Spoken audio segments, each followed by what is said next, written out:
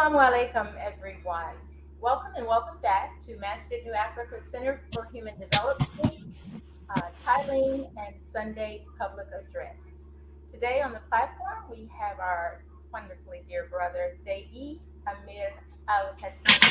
Of course, brother Amir, Dei Amir, is no stranger to the platform here on Masjid New Africa. He's no stranger to the community at large. So, without further ado, I present to some and reintroduce to others Dei Amir Al Khatib. Assalamu alaikum. Assalamu alaikum. Thank you very much, sister. It's a pleasure to always be introduced by you, so I insist upon it. uh, Today, I wanted to let me just begin correctly with the Fatiha, inshallah. Bismillah ar-Rahman ar-Rahim. Alhamdulillahi Rabbil Alameen. Ar-Rahman ar-Rahim. Maliki yawm ad-din.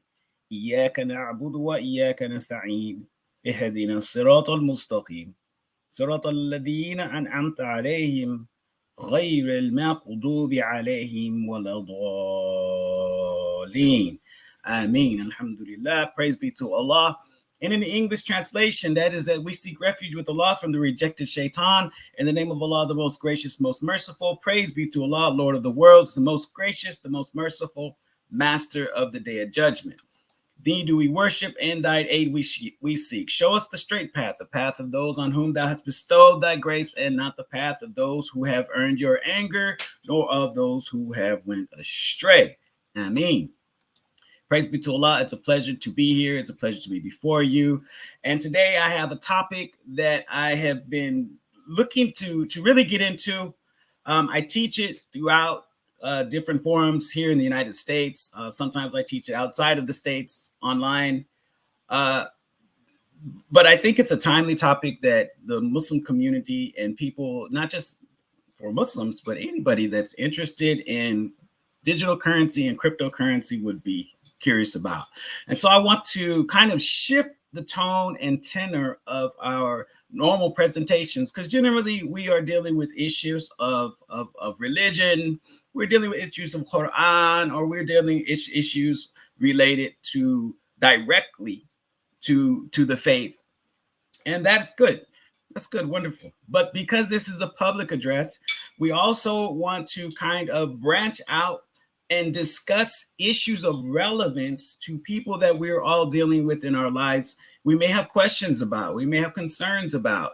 And so what better thing to talk about than money matters? So today, my topic is Islam and money matters. It's an introduction to digital currency and digital markets, part one.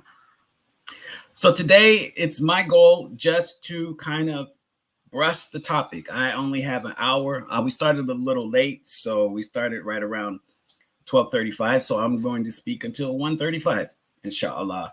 So we have about an hour to get into this. The chat is open, so people who are jumping in, falling into the talk, feel free to input your questions as we go. I will try to pause and answer them. But don't feel shy. Don't hesitate, no matter how simple or elementary you think it may be. All questions are good questions as far as I'm concerned. So, Islam and money matters, part one. Let's begin. I first begin with a disclaimer so that we can understand that this is a discussion for educational purposes only. I'm not here to go tell you guys to take your life savings and jump into the market. Do not say that a brother Amir got up there and said to go invest all my money in Bitcoin. He didn't say that. So I am not a financial advisor. This is not financial advice. The information discussed here is for educational purposes with the intent of explaining the reason, the purpose, and the intention of digital currency, why it exists, what it does, why people are interested in it, how it makes money for people, hence the interest. And more importantly, for us who practice Islam, what is the Islamic perspective on this, man? Is this stuff halal? Is this stuff haram? What's going on here? You know, some of us may not know exactly what to think. So we're going to drill down today. We're going to talk about this new phenomenon, because this is a relatively new type of technology that a lot of us have heard different things about. We've heard good things, we've heard bad things. So we're going to get into some of the facts and the truths regarding it. So I'm not advocating or endorsing any of the products herein. So whatever I mention, I'm not saying go buy this. You got to get it now. Drop it while it's hot. Get it while it's hot. No, I'm just educating you. I'm letting you know what's out there. I'm letting you know why it's out there so that you can make your own educated, you can do your own research and make your own decisions regarding it as you go forward in life. But the main point is, when you hear someone say digital currency, you won't say, what is that? Huh? Crypto? Ain't that stuff that's a scam, or that's illegal stuff or something like that? So a lot of us have a misinformation or maybe no information at all. So purpose of today's talk is to inform. Always beware that cryptocurrency and digital assets have risk. Always beware that these assets that we're talking about have risk, just like stocks have risk, just like bonds have risk, just like gold has a risk.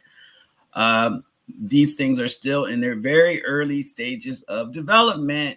So once again, don't run out and put your entire life savings in. There's an approach to this that you have to have.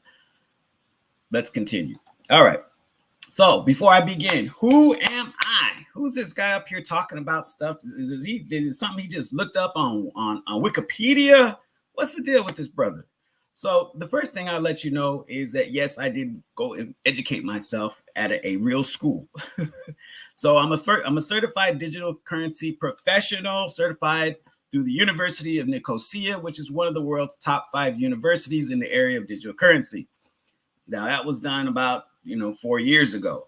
But I felt the need to really get a formal education in it because there was so much misinformation. And I wanted to really complete my understanding of this so I could apply it to my life and know if this is something that I want to get myself into or not.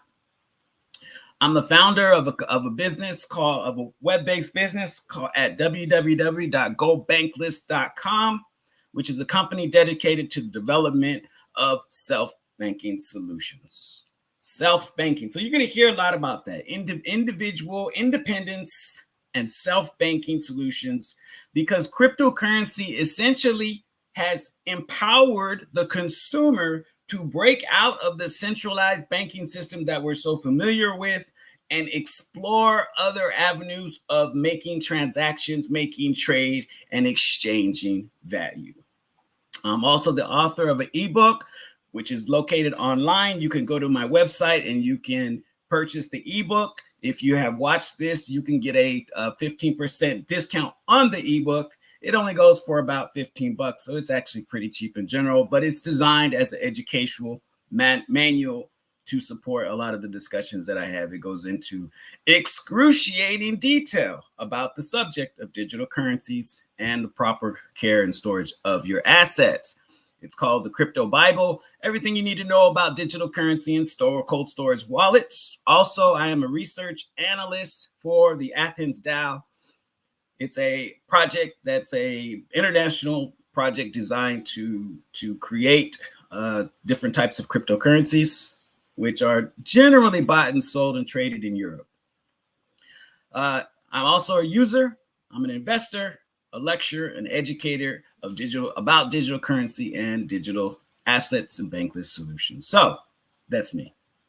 This is the book, Crypto Bible, just so you can kind of see the cover. This is what it looks like. If you go to my website at www.gobanklessnow.com, you can have it. You can purchase it and download it. It's an ebook. I designed it first as an ebook so that I can send it everywhere in the world. All right, today's goal.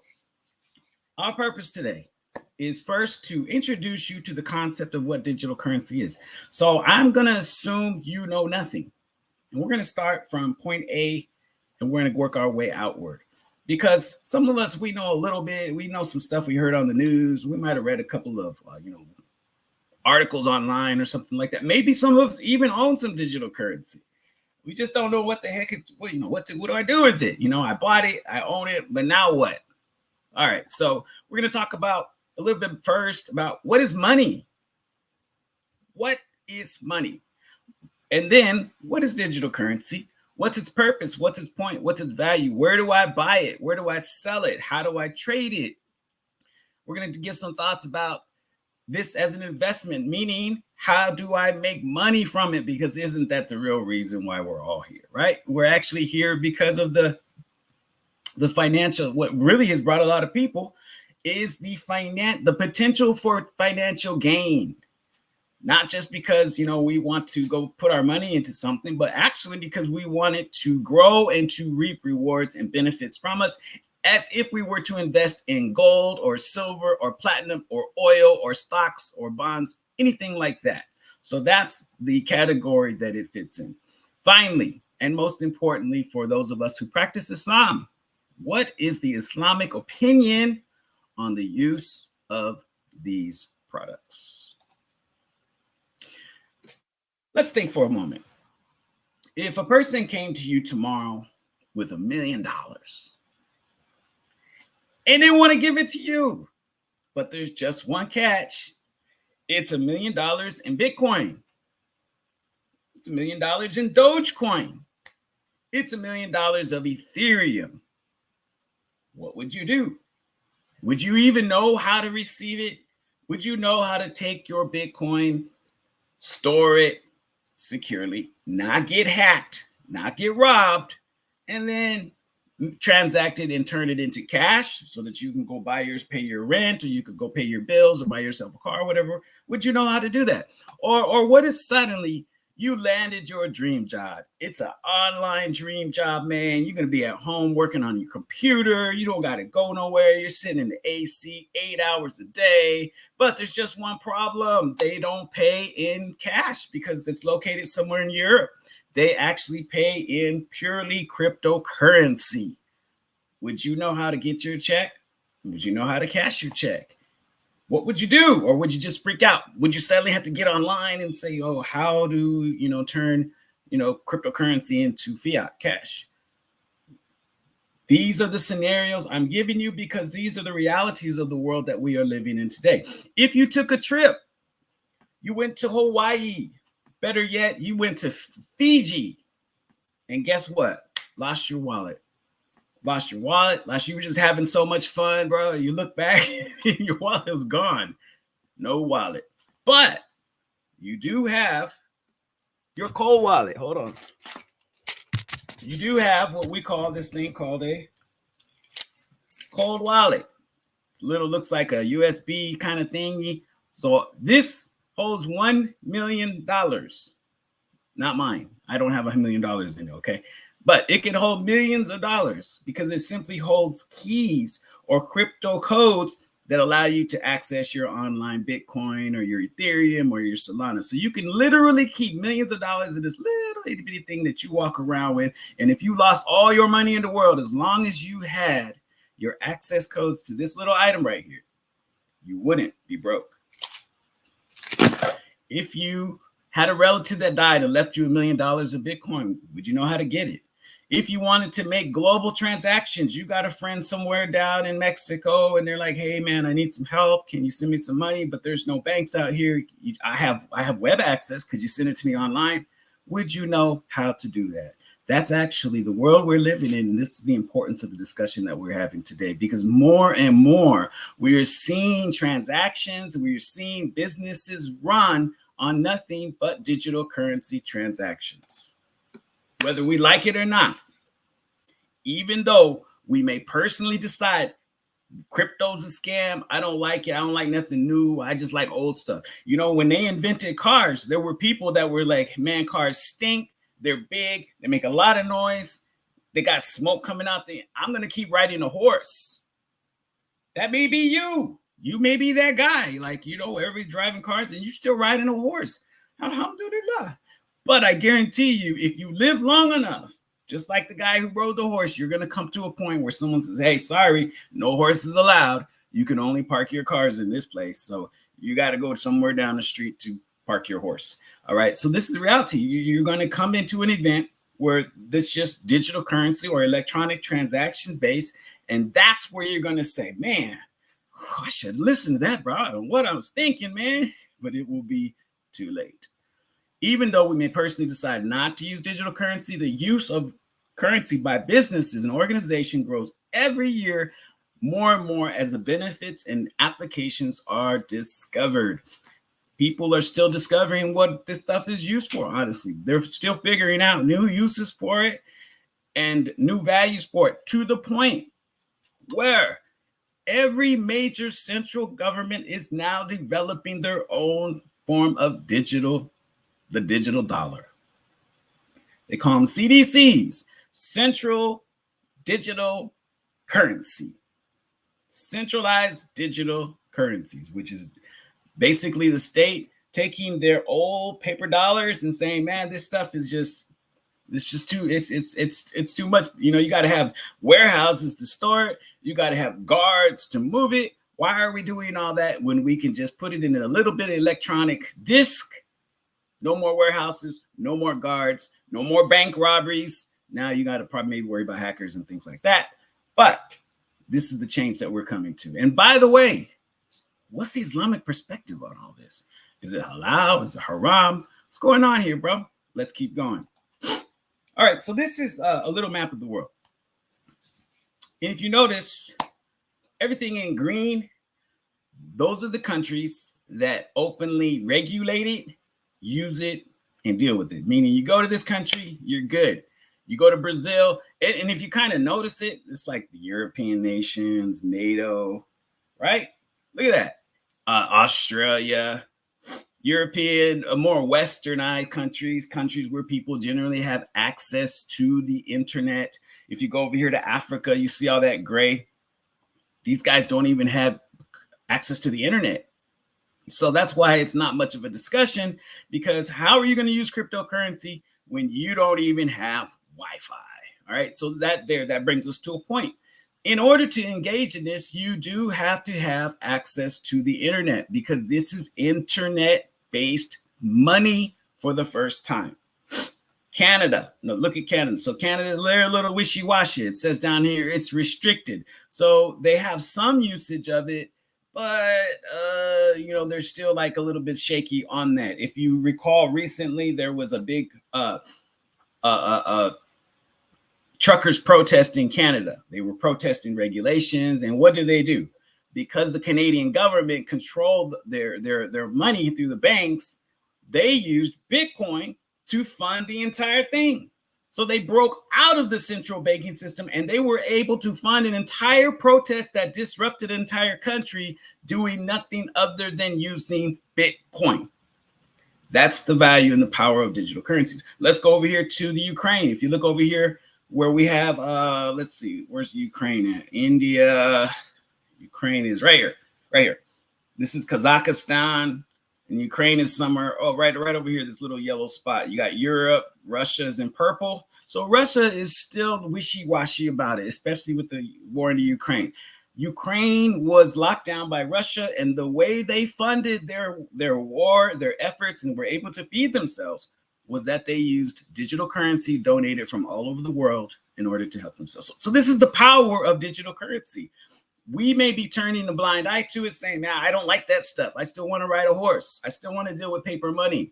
But the world is more and more turning towards electronic web-based assets and the exchanging of money through online resources, online avenues. All right, so let's keep going. Let's talk about money a bit. Let me see. A lot of us, we don't really understand the value of cryptocurrency because we don't know the value of money. We just think money is something that you go and you hustle for. You might even get desperate and rob somebody for it. People do crazy things for money, or you work 8 hours a day, and this is our relationship to money. But to be honest, money is something far bigger than that. Money has existed from the beginning, from the time the first caveman, one caveman had a stick and the other caveman had a stone. The guy with the stick needed the stone. The guy with the stone needed the stick. And what did they do? They traded. They traded, to make it simple. to make it simple. They traded. You got something I want, I got something you want. Let's trade. We call this the barter. So in the beginning, man bartered for everything he wanted. But bartering has limitations. You got a Cadillac, I got a house. Is a Cadillac worth the value of a house? You got oranges, I got beef. Are these two things the same? How do you make oranges and beef equal? You got to have a lot more oranges to equal the value of the beef, right? So what happened was over time, barter became something that was real. And by the way, who wants to carry around a bunch of cows everywhere they go? Who wants to carry around, bales of wheat, bales of cotton in order to take it to the market and to exchange it? This is really, really difficult. It's troublesome. And so in order to make things more convenient, more exact, and more specific, so people could get what they wanted and not just what was out there to be traded, hence, organized societies invented money. The oldest societies we know, Mesopotamia, Egypt, and by the way, Africa's in Egypt. Places in Africa, outside of Egypt, Ethiopia, Nubia, all these places are the origin of the first sources of money, because barter is an exchange of two dissimilar products that may or may not be equal in value. Back to the point, you got 10 chickens, I got 3 goats. You need my goat, I don't need all 10 chickens. So what are we gonna do? How are you gonna get the goat? And all I need is 2 chickens, but you need a whole goat. So what are we going to do? We're going to cut the head off the goat. Here, give me the head, or we're going to cut the back end off it. You see the problem here. You need a live goat. You don't need a dead goat. So this is the problem. The problem is that when you barter, you can't always divide an object down into change or in little portions and pieces. And so hence money was invented in order to facilitate this need. Money, a type of trade. So barter is a type of trade without the use of money. And to facilitate trade, some organized societies invented money, hence the use of gold, metals. Now, gold and metal has to be mined out of the hills. Then you have to take the ore and you have to melt it down at an extremely high temperature. Everybody can't do that. You and I can't just go digging up in the hills and then take it. And even the miners who go up into the, I think the gold rush in California, they didn't melt that down.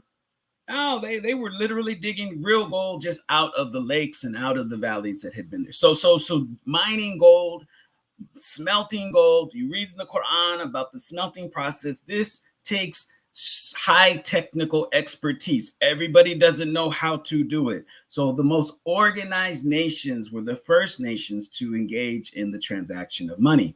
China, Greece, Ethiopia, Egypt, as mentioned before.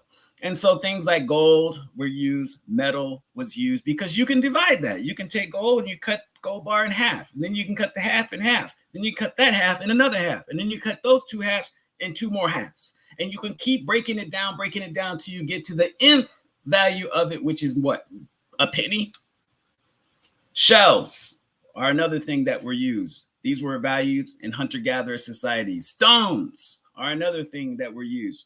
But stones can be a little heavy. After carrying around a bunch of stones, that can be a little rigorous. Ancient Sumeria invented the shekel, and ancient Arabia invented the dirham, which is mentioned in the Quran. So money was invented by organized societies in order to facilitate trade and commerce. Here are just some examples of types of money. As you see, these are like bones. So what did they do? These are just items that themselves. So money itself is not valuable. Key point. Brother, cryptocurrency has no value. That's right. It has 0 value, except the value of what it takes to make it and the value that people attribute to it. A $100 bill really has no value. It's just a piece of paper, right? But we attribute $100 worth of products, X amount of products for $100 bills. Therefore, that is the value of it. The value of money is what we attribute to it. and what we agree upon that it has in society, even gold itself.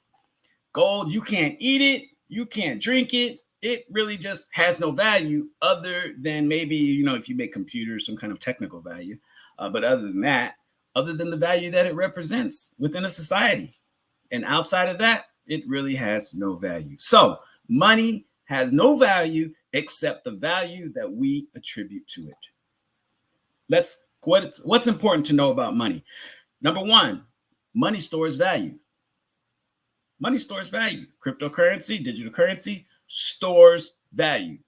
Money is a medium of exchange. So what makes money money? That means I have to be able to give it to you. You have to be able to give it to me, and we can exchange products. We call this commerce.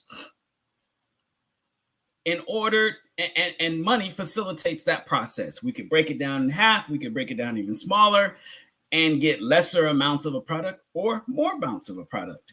It has a value that people agree that it has.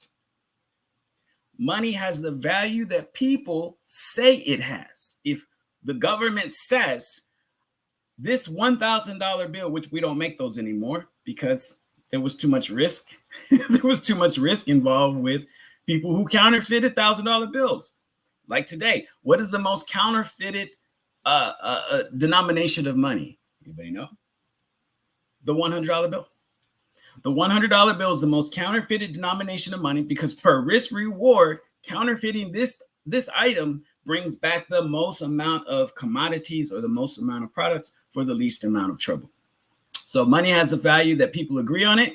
It can be used as a unit of account, and it can be divided into lesser units. Hence, $1 equals 1 quarter, $1 equals 100 pennies, 25 cents equals 5 nickels, etc., etc., etc.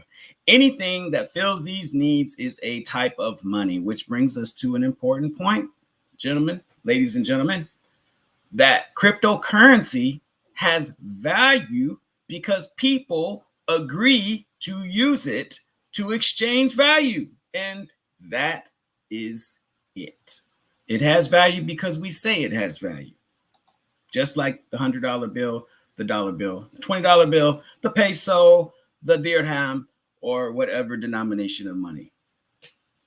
Whether we like it or not, new money replaces old money. Whether we like it or not, time goes by and new money replaces old money. Some examples are here on this slide. Slaves and cotton versus gold. And there was even a time where salt was more valuable than gold. The Arab trade, the Arab slave trade was largely ran on an exchange of salt for human beings. Imagine this. Okay, so commodities have the value that people attribute to them. But who can carry around a room full of slaves, right? That's just not doable. We saw that history said that this is not something logical. So what did they do? Then they give gold the value. And so now you have a trend or a change of the society from using things like gold, like salt and cotton and slaves to gold. And then you had a change of society once again from using gold to silver, because gold is what? Hard to find, difficult to mine, takes a lot of, people want to steal it. So then you had a change to silver, which is a little bit more accessible than gold, not quite that much. And this was between the 1800s, 1920s. Then you had the US dollar that replaced other global currencies. So they were like, hey, you know what? We're running the world on all these different currencies that have all the, why don't we just come up with one single, imagine who came up with this idea, right? It's not really hard to think of who came up with this idea. So the US dollar then became the global reserve currency, not in our time, but in the 1940s. And what was happening in the 1940s? Think World War II. What was happening in 1875, a few years before that? Think of the Civil War. Hence, wars are fought in order to create economies that people resist, people don't want. The Civil War was largely fought. Lincoln said, if I could save the Union without emancipating the slaves, I would do this. Why did he say that? because the South was an undeveloped region of the United States, which was still trading through cotton and slaves, and this was not helpful to globalizing trade. They didn't want to change, and the whole war had to be fought in order to make these people change and to introduce the US dollar as a standard of value throughout the entire continent. And later, ultimately, World War II came about, and now you have the US dollar becoming the standard of global trade itself. Later on in the 70s, we saw the Middle Eastern wars that came about because now we're taking from gold and silver as the standard of trade, or even the US dollar, and we're transitioning to the trade of oil. So this is the nature of trade itself. You're seeing old money that is being replaced with newer forms of money. Digital dollars are now replacing paper dollars, and cryptocurrency is one of those. All right. So what will replace? What will cryptocurrency replace? I see down, if you look at the slide at the very bottom, it has question marks. What will it? I don't know. We don't know. It's still, is the war going to be fought to make the world transition into purely digital currencies? I don't know. Maybe it will be. But if that happens, you want to be up to par. You want to be understanding what you're seeing here. You want to know, is this something you want to take part in, or is this something you want to not take part in? So this is really important to begin to understand the way money works, why money works, and what gives value to money in the first place. All right, so let's get down to it. What is digital currency? Digital currency is nothing more than computer-based money. We're familiar with this. When you go to the bank, you really think the bank has all that money in their box? No, they don't. Everybody knows they don't have the money in the box. They have it on a computer. They have it on a ledger. They have it on a digital ledger that says Amir is due. I don't got much money, right? So, $1,000 or something like that, $1,000 and some change. And when I extract it, they adjust the ledger and say, now I took out $500. So now I'm only due $500 from the bank, right? If I go put money in, they adjust the ledger and so on and so forth. And that's how money is transacted today. And that's exactly what digital currency it does. But it's on a wider scale. It's on a scale where it's not just controlled by central banks. It's not just controlled by the Fed. It can be controlled by you or by myself, or by some small government or by some small group. And that is the importance of cryptocurrency, as we're going to go forward and you will discover. It's held on electronic devices, your computer, my computer, a room full of servers. If you notice, sometimes they'll talk about Bitcoin and they'll show these big giant server farms, because these farms are literally fueling global trade. Cryptocurrency digital currency, in theory, cannot be duplicated. In theory. I say this in theory because there are some beliefs that potentially it could be. But in theory, cryptocurrency, as we know it today, cannot be duplicated. That means a Bitcoin is a Bitcoin is a Bitcoin. And no matter how smart you are, you can't take my Bitcoin and duplicate it and make two Bitcoins. Only the system that creates it itself can create new Bitcoin, but they cannot duplicate old Bitcoin. It does not exist. So in other words, let me go back a little bit. Let me pause for a second. So in other words, a dollar. I can take a dollar, I can photocopy the dollar, I can take the code off the dollar, I can stick it on another piece of paper, and I can counterfeit that dollar. You cannot do this with cryptocurrency, because there is a system that reads the cryptocurrency.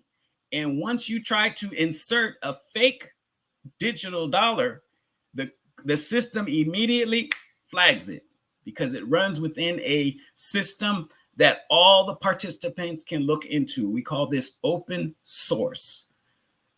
Bitcoin particularly runs in an open source system. And this is the importance of beginning to learn about cryptocurrency. So now you can understand, okay, so that's why it can't just be made up by, exactly, it cannot be made up by anybody, because all the participants, you, me, anybody, can go look into the system if you know how to read it, and you could determine what's what. However, if you went to the bank and you said, hey, Mr. Bank, how much money y'all got? And they said, well, we got about $50 million in assets. and then you said, "Hell, well, Mr. Bank, can I look into your records and see that?" What would happen? You know what would happen? Security, come get this guy. Yeah, they would treat you like you're crazy. They would talk, do you own the bank, sir? So there's a whole different environment. There's a whole different approach. There's a whole different relationship to digital currencies versus government-run currency. All right. Government-run currencies are largely closed systems that are only known how much is in there, who owns it, when it's moved by the people like that run the Fed, the banking president. Maybe he doesn't even know. So largely, you have a system that is secretive, closed, and at least in 2008, known to be criminal. Okay, so in 2008, we had the world banking crisis. Why was this a world banking crisis? Because banks said they had money that they didn't have. And when the user said, "Hey, I want my money, give me my money," what happened to the bank? The bank closed because the bank was lying to the public. And so that was what kind of initiated the introduction and opened the door for digital currencies to come about, because people were just tired of being lied to and they wanted an alternate. Hey, if I'm going to be lied to, I'd rather be lied to myself or lied to by something I control myself. Why would I want you, a stranger, to lie to me about my money? All right. So open source is a key to developing a more equitable system of exchange that doesn't just benefit key players, the elite bank presidents at the top who own all the stocks, but it benefits all the participants that work within the system itself. In the US, digital currency exists outside of the central banking system, and it is regulated by different agencies. So anybody that says, if you ever hear it said, "Man, that's not regulated," it is absolutely regulated, and it can be tracked and traced, and people who try to commit crimes with it are either ignorant or maybe they don't know exactly what they're doing, because it can totally be traced by the government. Come on, guys, this is computer-based money. Anybody who knows about computers knows that nothing is ever deleted. Nothing is ever disappears. It exists somewhere on a server in cyberspace. Let's look at the value of today's crypto markets. Now, I hope my assistant is there to help us transition. I want to, if you are at home and you're on your own computer, you can go to coinmarketcap.com. Oh, she did it. That was so wonderful. But let's see if I can. What I want to do, I'm hoping everybody can see me moving my screen. Yes, I see that. Okay. All right.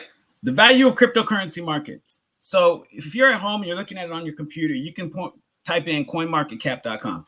What this is a registry of all of the cryptocurrencies that exist in today's market. And if you look at the very, very top, it says that there are 2.4 million different cryptocurrencies plus, meaning like there's not just 2.4, there's like more than 2.4. And all these different currencies are sold on 797 different exchanges. All right. And the value of all that trade equals $2.5 trillion. Okay. So let's go back to a point. So for those who have heard it said, "Man, that's a scam. Man, that stuff there, it ain't, that ain't nothing." Let me ask you, what part of $2.5 trillion is in your pocket? And I think that's the challenge that I put to my students whenever I come across this number. I always put a challenge to them and I say to them, what part of that is yours and what part of that can be yours? What part of it is yours? I mean, I think $2.5 trillion is a lot of money. I would love some of that to be in my pocket. But if we're sitting here telling ourselves, "Oh man, that's fake, that's a scam," we are actually missing out on an opportunity of a new product that is coming into the world and has significant value. This is absolute dollars which exists inside of the world of digital currency. In the last 24 hours, $68.6 billion of worth of transactions, buying, selling, trading. That could be you, that could be me, that could be the guy down the street, that could be the bank. And by the way, the major players are the very ones who are telling you to stay out of the market, which are large banks, centralized governments, and large organizations such as, Shell, Chevron. Those are the guys who really own a lot of this money. The small guys like us, we own just pennies on the dollar compared to what these guys own. So this is actually significantly owned by large governments. Let's keep going. And of this value, of this $2.5 trillion that we're talking about right here, Bitcoin makes up 56% of the total value. Okay, Amir. So what do you mean, Amir? So are you telling me of the 2.4 million cryptos Bitcoin makes up? Yes. Of the 2.4 million cryptos, only one single token holds 56% of the total value, followed by number 2, which is Ethereum, that holds 16% of the total value. 16 plus 15 is what? 67, I think. 16 and 15 is 72. 72% of the total value of $2.5 trillion is held between only 2 tokens. All the rest fight over the rest. Everybody else fights over the rest. All right. So that is, and there's one more thing I'll show you right here. This is called the Fear and Greed Index. This is a measure of, let's see if I can get it on here. Fear and greed. Fear and greed. Where's my fear and greed index? They're not showing it to me the way I thought they were going to show it to me. So I will just, here it is right here. Fear and greed. Fear and greed. Okay, so this is a chart that kind of graphs the demand and the attitudes right now. And so when fear and greed is not that bad, it goes up here. So this is extreme greed, rather. When fear and greed is high, when greed is high, it goes way up here. And when greed is low, and that means there's like a lot more fear in the market, people are staying out of the market, it goes down. So this is just a way of tracking popular sentiment, of kind of getting an understanding of where are people's attitudes right now in respect to cryptocurrency. Let's keep going. All right. Switching back. I'm just hopping around here. All right. Yes, let's switch back. All right, switching back. Thank you so much, sister. Let's zoom out for a moment. Zooming out, the big picture. The big picture is what I just said a moment ago. You got 2.4 million assets to be traded, 779 different. Now, when I started in the market, we only had like something like 6,000 assets. So it has exponentially grown. That means that people aren't running away. Maybe they're telling you that.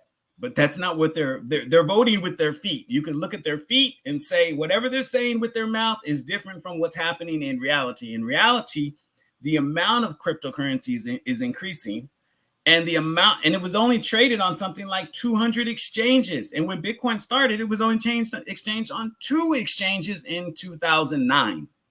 So from 2009 to 2024, that's 15 years. So in the order of 15 years, we have gone into the millions of cryptos who have copied. These are all copycats of Bitcoin, by the way. They took the basic Bitcoin code, they tweaked it, and they called it Amir coin, or they called it your coin, or they called it his coin, or they called it some other type of coin.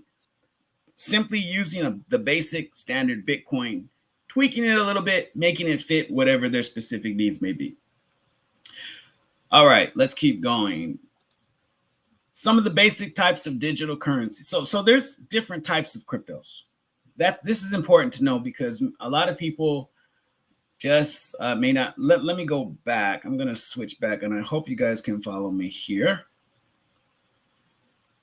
Bitcoin, Ethereum sit at the top, but look, this is a roster, and I want you guys in your own time. Take your time and go do a little surfing.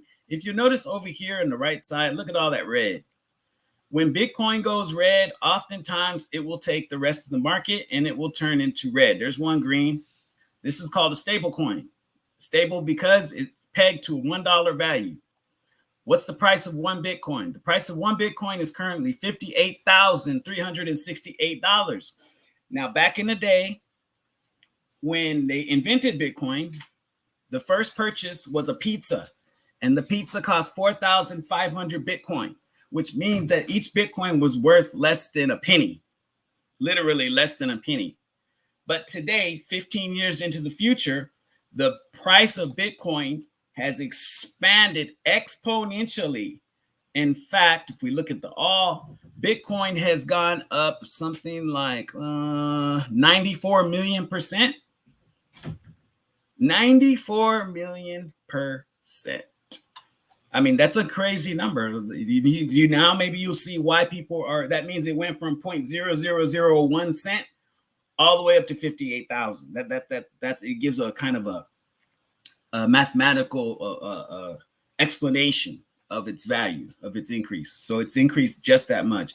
Over the last year, it's gone up 100%. So that means if last year you bought some Bitcoin, you bought $100 worth of Bitcoin, that means your asset is now at $200. That's 100% increase in value. If you bought $1,000 last year, then you held it for 1 year to today, that means it increased to $2,000 of value. And this is why banks are going, why they can't avoid it. It's just too lucrative at this time to say, let's not look at it. Let's just ignore it. Let's pretend it doesn't exist. So there's extreme value in this product that people want to take part in. And you can go to any of these and you can pull up.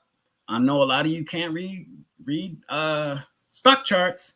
That's something you're going to need to learn if you get into cryptocurrency. And that's one of the things I teach in my classes. I teach people how to read these stock charts so that you can begin to look at this and make sense of it.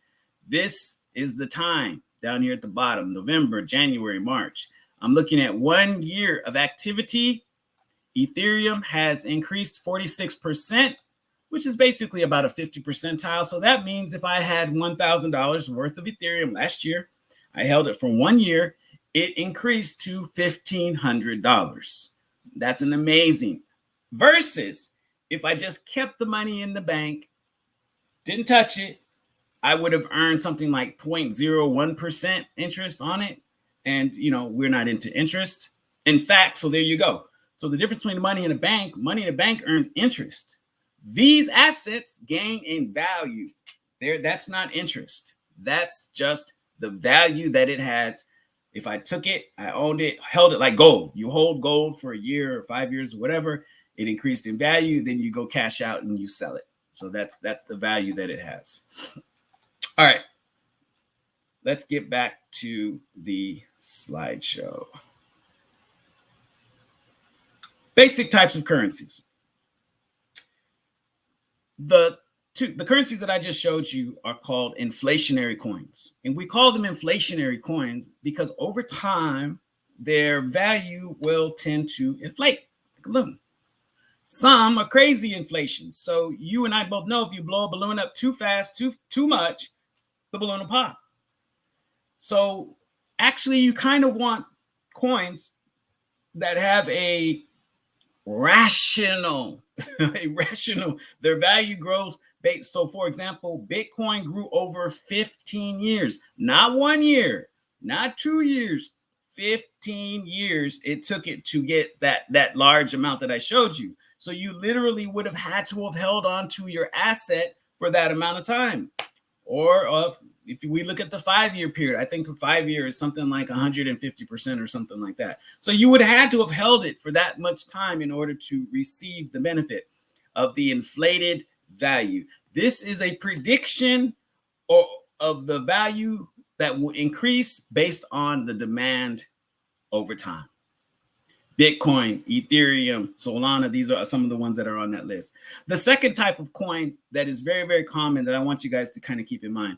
So you have inflationary coins that if I save it, if I buy it, it may increase in value or it may not. It may decrease in value. Yeah, this is so we had this maybe about 2 years ago.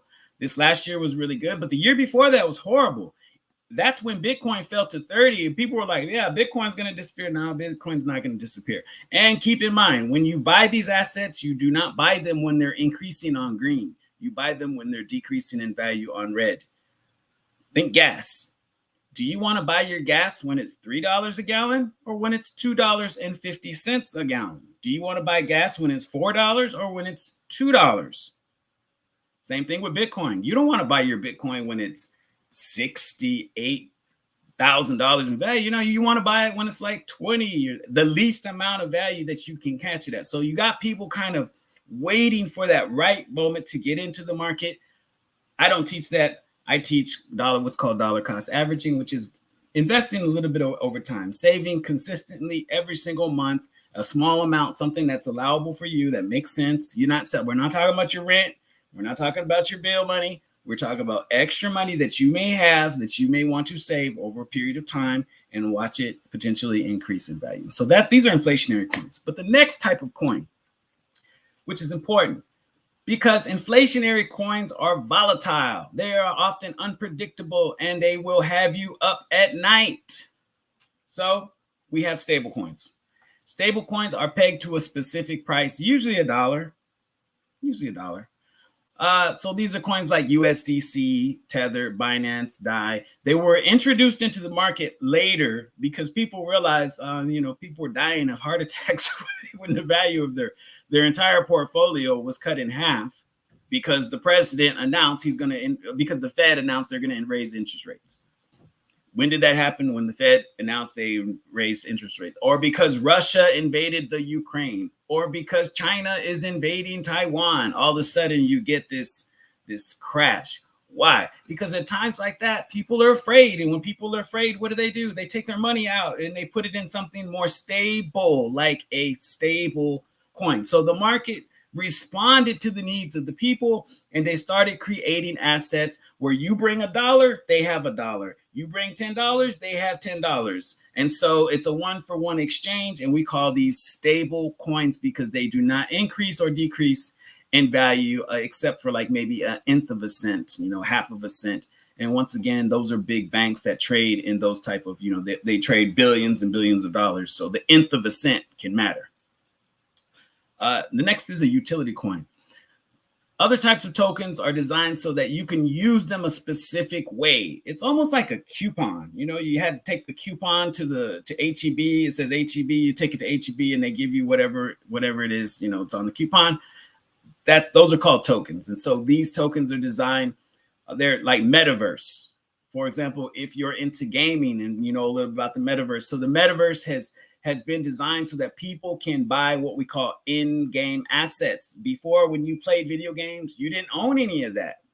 If you created this beautiful profile and all these, different attributes that the character has, you don't own any of that. The company owns all of that. But with the new metaverse, now people can own their own asset, and I can take my guy and I can sell it to you, and you could sell it to somebody else, and we can trade. And so that has created an entire digital market of things that don't exist in reality. They only exist in computers, and we call that the metaverse. And so utility coins are designed to facilitate trade in those digital environments. Also, retail sales. Stores are getting into this too. Yes. They're tired of the old, they're trying to find new ways to get buyers to be interactive in the process of buying. And so they will create tokens that facilitate this as opposed to the old school, coupons and discounts and things like that. So the token may get you a discount. The token may allow you to do something that if you don't own the token, I'll give you an example. In Florida, Bored Ape Club created this whole retail investment program that if you buy the property with Ape Coin as opposed to with dollars or something like that, then you will get something like various types of discounts. And so it's to your advantage to use their coin versus US dollars. And so this is a way to facilitate trade. Retail, real estate, all kinds of different projects. I'm not going to go into that in depth. But if you go back to coinmarketcap.com, you can surf around a little bit and you can see the different types of coins. In fact, let me go ahead and flip back there. And I want to show you something. You go to CoinMarketCap and you go to categories. These are the different categories of the different utility tokens that exist. Asset management, transport. Yep. Let's some that move to earn. Tokenized gold. Isn't that interesting? Tokenized gold. Look at that. All these assets represent nothing but pure gold. So what this means, and they're pegged to the value of gold. So you don't have to literally hold gold anymore. You could just hold a tokenized asset of gold and it follows the same. So now you don't have to go to Donald Trump, buy your Trump gold and hope that you can find someone that'll cash it in for you. There's a market that will cash it as soon as you're ready to cash it. They'll match it with whatever the currency is you're trying to get. So that you would need that particular token. Fiat stable coins. Everybody's creating their own type of stable coin. Look at this. There used to be 1 and 2. Now there are literally probably a couple hundreds, but these are the basic ones that you'll know about. The Euro coin, Gemini dollar coin, Pax dollar coin, USDC, Tether, etc., all pegged to $1. Look at these. These are the prices: $1, $1, $1, $1, $1, $1, $1, $1. So that means if you put $100 in, it's not going to do what Bitcoin did. In 5 years, it's still going to be $100. In 10 years, it's still going to be $100, and it's never going to change. So that may be something more. You may be like, hey man, if I want to save some money, but I really just don't want to deal with volatility and increase. So maybe you'll save it in digital tokens, and you can transport it all over the world, and you don't have to use a bank. If you're tired of banks, like I am, you become your own banking. This is called self-banking. You become your own banker. Virtual reality coins, and it go e-commerce coins, IOU coins, and it goes on. Education coins, job coins. Fan tokens. What are fan tokens? So fan tokens allow if you were 50 Cent, you were 50 Cent, and you're like, man, I want people to be able to interact with me on a higher level. They can come and they can buy specific things from me that nobody else can buy, but they got to have my token. That's the key. They got to have my token. And so this is sports coin, Play to earn. Play to earn is some new stuff that you literally play video games and you actually earn money. Go figure on that. On and on. Metaverse coins, hospitality coins. It just goes on and on and on and on and on. And now you're kind of getting it. Oh, okay. Yeah, we're getting left out. If you're still thinking cryptocurrency has no value, you are really getting left out. So let's keep going. All right, next slide. We can go back now. Okay. But I still don't get it, Amir. Why does it have value? Okay, so after all that, I know there's still going to be some people that are like, man, I'm still confused. I still don't get why this stuff has value. What did we say in the beginning? It has value because people say it has value. Usually, they have a need for it. Why does oil have value? You all know why. Because we got to run our cars on it. And this is why oil has become the global standard of trade. Even above the dollar, oil has superseded the dollar because people don't need dollars, although we think we do, but they do need oil. People need it to run their cars. People don't really need gold. We kind of need it for manufacturing these days. You don't have to have silver. Copper, we got to have copper. So that they need copper because it has a value. That's why copper has value. And cryptocurrency, they now need cryptocurrency because banks have demonstrated that they are not completely as reliable as we used to. Like, they're not like your mama's bank, put it like that. People, okay, and well, why? But let's keep going, Amir. I mean, I still don't get it. Why does it have value? It has value because, well, think about the Lambo. Why does a Lambo have value? Well, brother, Lambo has value because, people put it together. No. Lambo has value because people want it. A yacht has value because people want it. A private jet has value because people want it. You don't need it. You ain't got to have it. If they don't make another Lambo in the world, neither you or I are gonna care or get sick or die. But people want it, and that's why it has value. Back to those coins I just showed you. People want them. People want something that fulfills a need that cash just does not fill. That's why it has value. That's another reason. So it has value because people need it. It has value because people want it. It has value because people say it has value. US dollars are worthless, but only because we say that it has value. And you can take it somewhere and they'll exchange it for you. That's why it has value. It serves a purpose. It is finite. There's a limit to it. And this creates what's called demand. Now, I'm actually kind of getting towards the end of my talk here. It went a little bit further than what I wanted to go. I was hoping I can get all this out in about an hour. So I'm going to talk for about 5 more minutes, and we're just going to wrap up in this last 5 minutes. I'm going to try to hit some high points. Demand creates value, all right? The more people want it, the more the value goes up. Also, scarcity creates value. So the least amount of a subject, and we know this with the US dollar.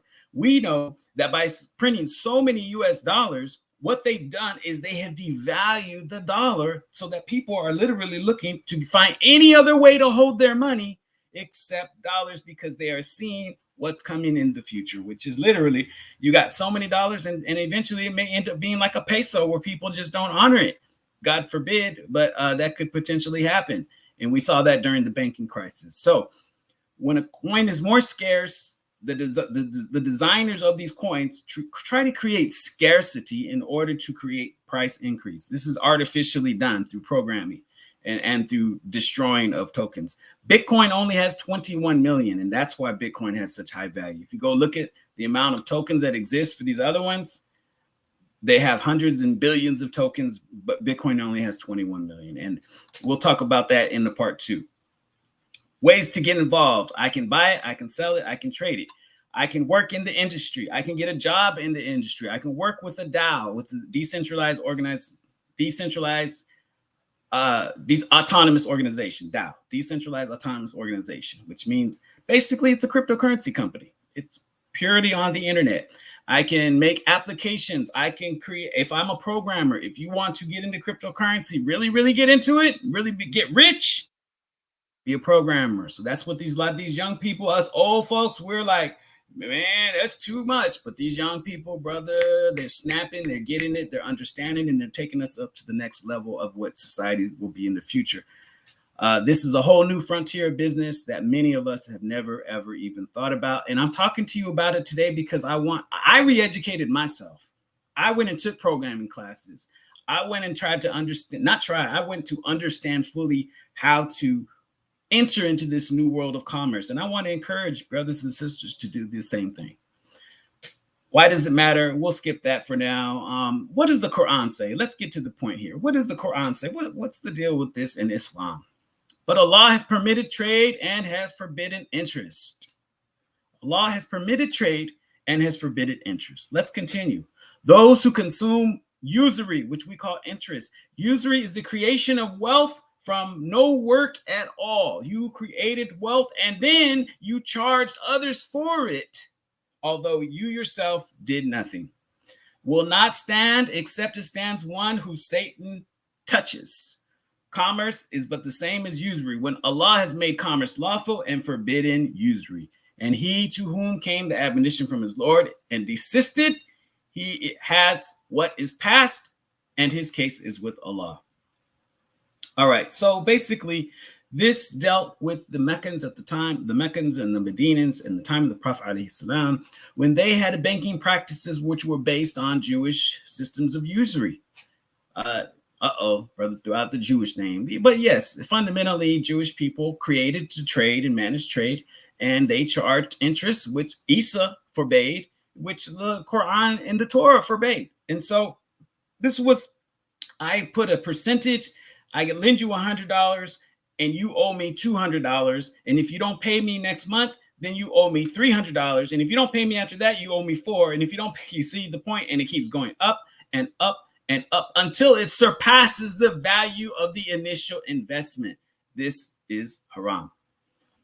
That doesn't mean you buy something like gold and next year the value of it increase, and then the value, and then you sell it and you reap the reward. That's two different things. That's called trade. So trade is permissible and usury is not.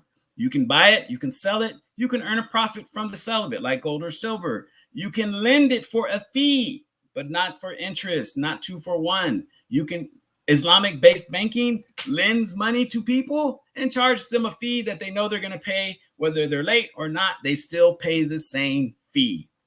You can earn dividends from owning it, meaning we support trade by lending our money to people who invested in business, and then they pay us a dividend, which is known.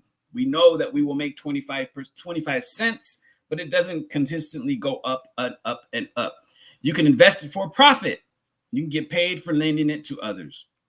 But you cannot lend it with interest. You cannot invest it into interest-based programs. And there is a lot of that in the crypto world. That's where you're actually going to maybe get lost, and you're going to have some risks that are unnecessary risks. When you start seeing things like APR or APY, that is an interest-based system on some level. So Bitcoin does not have an APR or APY associated with it at all.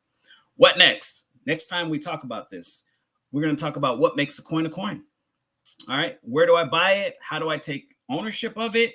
What do I do if I lose it? What do I do if I lose my access codes? What does it mean to invest? And really, how's money actually made in the market? And of course, one of the more important things I want to talk with you guys about is what are the risks associated with this? What is a DAO? How can I create one? So in other words, how can I get into this business and begin to be part of the new economy, the new globalized economy? Next time we talk, we're going to talk about risk, asset risk, governance risk, protocol risks, and things related to that. So with that, brothers and sisters, I really thank you for whoever has attended. Please, if for those people who didn't listen to it live, if you have questions, go ahead and type those in, and I will do my best to get back with you. Also, I will put my email in the chat, which is jerome.carr. This is my personal email, not my business one, so it will come directly to me. If you just have some questions or you want to learn more about it, and also if you want to get the book,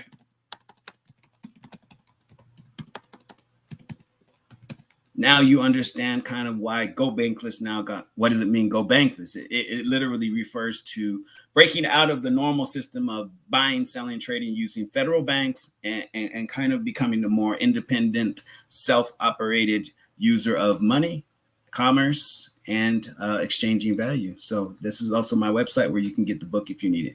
With that, I thank you for your time. I thank you for your attention and your attendance today. I thank the sister for introducing us and being so attentive to supporting our project every time. She's here every single week without fail. She's one of the most dependable people that I have encountered, and we are very greatly appreciative of her for her assistance in continuing our program. I will go ahead and close out with the dua, and then we'll wrap up, inshallah. Wal asr, أعوذ بالله من الشيطان الرجيم بسم الله الرحمن الرحيم والعصر إن الإنسان لفي خسر إلا الذين آمنوا وعملوا الصالحات وتواصوا بالحق وتواصوا بالصبر.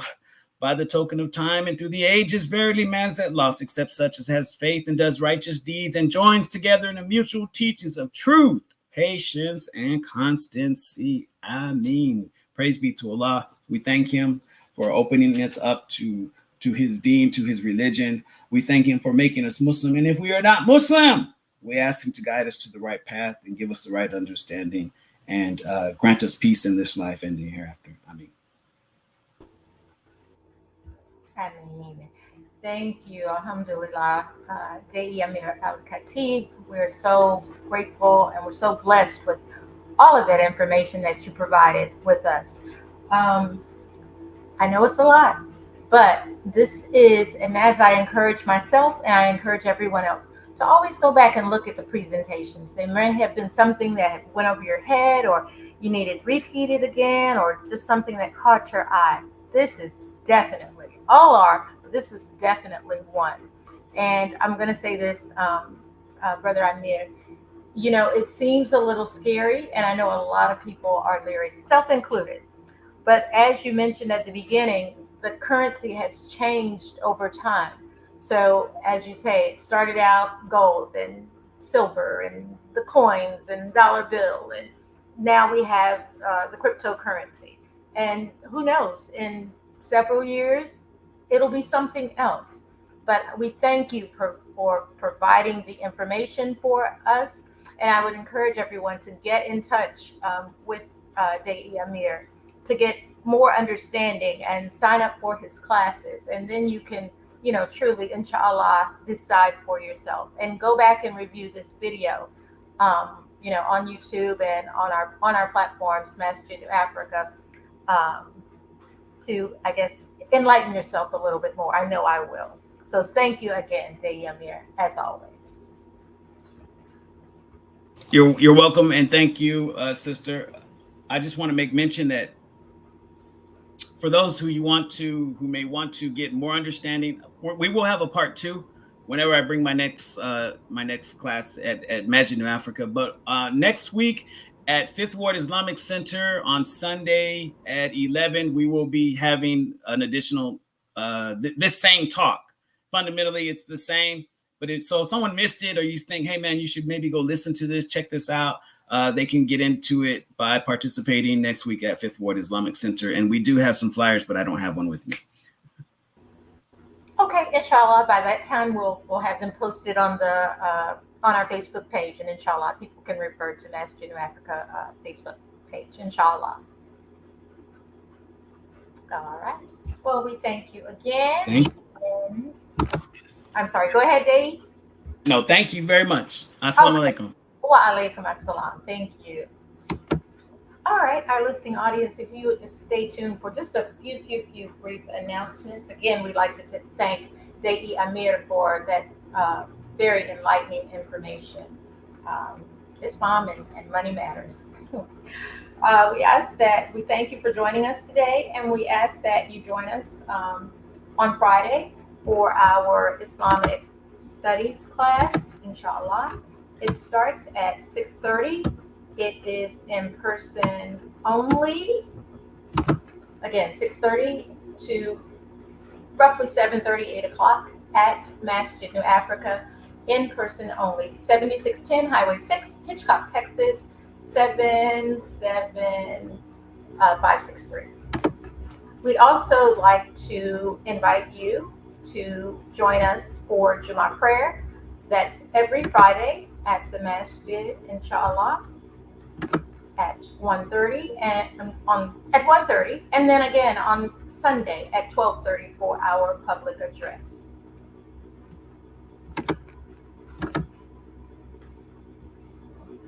And as Dei Amir mentioned, we will be hosting the same class next Sunday at Fifth Ward Islamic Center at 11 a.m. So that's Sunday, August the 11th at 11 a.m. That will be in person only, inshallah. So please stay tuned and be on the lookout for the flyer on our Masjid New Africa Facebook page, inshallah.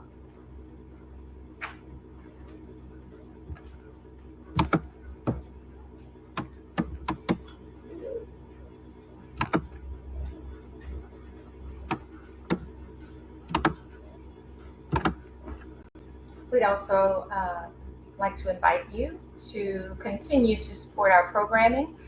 Donations are accepted at Masjid New Africa Center for Human Development, 7610 Highway 6 in Hitchcock, Texas, 77563. As our resident Imam Tyree Alameen Boyd states, we still accept money orders, we still accept checks, inshallah. You may also donate via PayPal at paypal.me/MasjidNewAfrica or at CASHAPP $Masjid New Africa. Look for the colorful logo, and we are 501c3. We do have a couple of programs in the community. We have, this is going on right now, as a matter of fact. This is Contemporary Meets Classic, a discussion on Al Fatiha, inshallah. This presentation, you may join Imam Dr. Wazir Ali as he presents and explores the commentary of two dynamic scholars, Imam Wardi Muhammad and Al Razi. May Allah's peace and blessings be upon both of them. This is a part 3 ongoing discussion, and if you would head on over to the Facebook page of Masjid Wardi Muhammad, inshallah.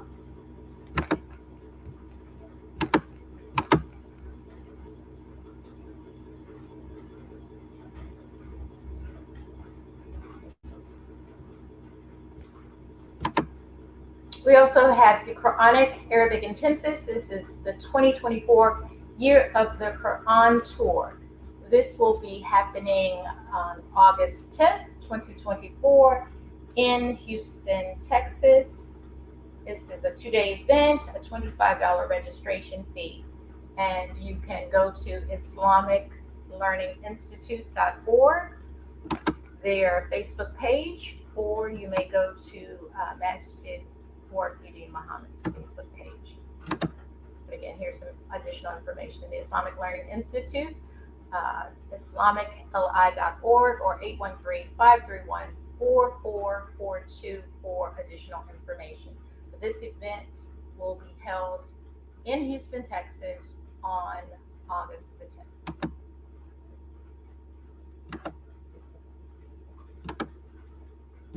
And one last thing, we have the end of the summer celebration 2024.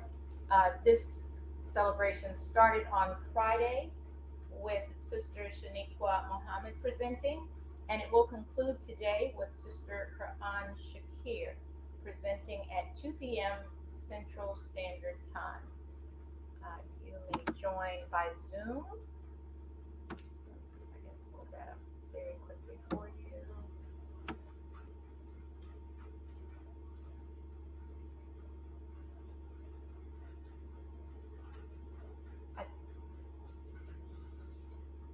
Pardon me, just one second.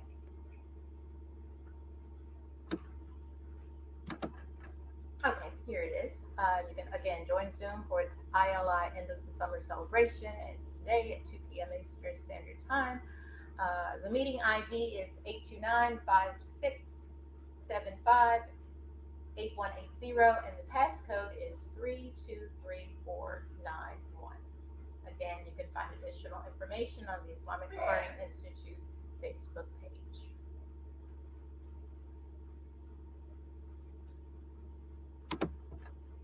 All right, well, thank you everyone for joining us today. We appreciate our speaker, Dei Amir Al-Khatib. And again, we invite you to subscribe and like our pages, Masjid New Africa, Facebook, YouTube, and IG, so that you may also stay informed of any and all community events. On behalf of our resident Imam, Imam Tyrell Amin Boyd, the believers and the community, we'd like to say Assalamu alaikum. Thank you for joining us, and may Allah continue to protect and guide us all. Ameen. Until next week, inshallah. Have a great Sunday.